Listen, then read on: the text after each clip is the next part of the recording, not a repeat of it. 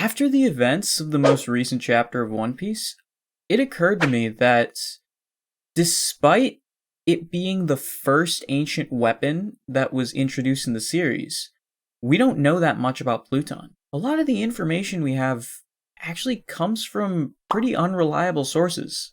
I think with the latest revelation, we can probably say that Robin and Tenguyama are probably two of the only reliable sources of information about Pluton in the series. So that got me thinking, what do we actually know about Pluton? For the longest time, I thought Pluton was in Alabasta, because Crocodile said so. That was the whole thing he was after in that arc. But as we learned in 1053, the poneglyph in Alabasta just said where Pluton was. And it was in Wano this whole time. I do think it's safe to assume that it can indeed obliterate an island. But keep in mind, that's based on whatever legend in the One Piece world claims so.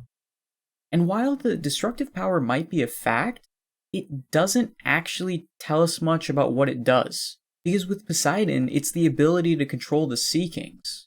And technically that could create a tsunami or something and destroy an island.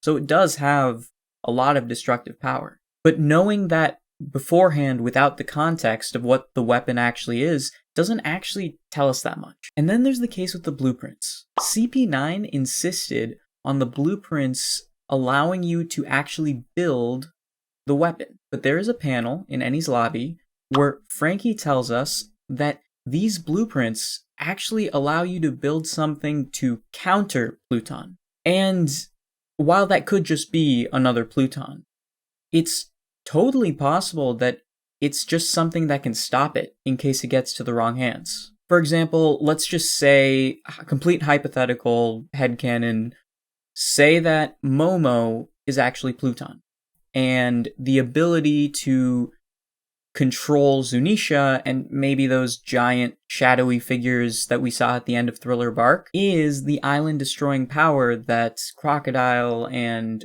CP9 was talking about. In that case, a counter to that would be a weapon designed to specifically destroy an elephant, to kill Zunisha. What I'm getting at is that it doesn't necessarily have to be an object, but of course it totally could be. I do think that since we've been introduced to one of the ancient weapons, and it is a person, I actually think the fair assumption is that the next ancient weapon's also a person.